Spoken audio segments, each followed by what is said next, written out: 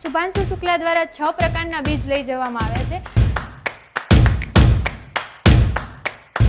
આપણે બધા જાણીએ છીએ કે એક્ઝિયોમ 4 સફળતાપૂર્વક લોન્ચ થઈ ગયું છે। તેમાં 41 વર્ષ પછી રાકેશ શર્મા બાદ શુભાંશુ શુક્લા ઇન્ટરનેશનલ સ્પેસ સ્ટેશનના પ્રથમ ભારતીય બન્યા છે।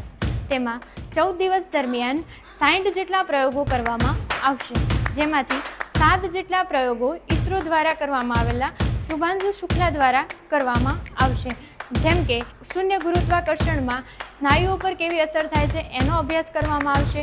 શૂન્ય ગુરુત્વાકર્ષણના લીધે સતત સ્ક્રીન પર જોવાથી મેન્ટલ હેલ્થ પર કેવી અસર થાય છે એનો અભ્યાસ કરવામાં આવશે। શુભાંશુ શુક્લા દ્વારા 6 પ્રકારના બીજ લઈ જવામાં આવ્યા છે, જેમ કે મગ અને મેથી વગેરે। એ બીજ ત્યાં અંકુરિત કરી પાછા જમીન પર લાવી અને તે ઉગશે કે નહીં એનો અભ્યાસ કરવામાં આવશે। પ્રકાશ સંશ્લેષણ કરતી બ્લુ ગ્રીન આલ્ગી ત્યાં કેવી રીતે પ્રતિક્રિયા કરે છે એનો અભ્યાસ કરવામાં આવશે। મેટાબોલિઝમ અને સૂક્ષ્મ શેવાળ કેવી રીતે બને છે એનો અભ્યાસ કરવામાં આવશે।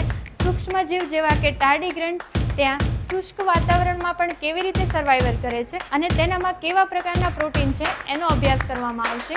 આ બધા પ્રયોગો ભવિષ્યમાં ઇસરો દ્વારા કરવામાં આવેલા મિશનમાં ઉપયોગી બનશે। આવી બધી સ્પેસ રિલેટેડ વધારે ઇન્ફોર્મેશન મેળવવા માટે એસ્ટ્રોનોમી એન્ડ સ્પેસ સાયન્સ ગેલેરીમાં અચૂકથી પધારશો।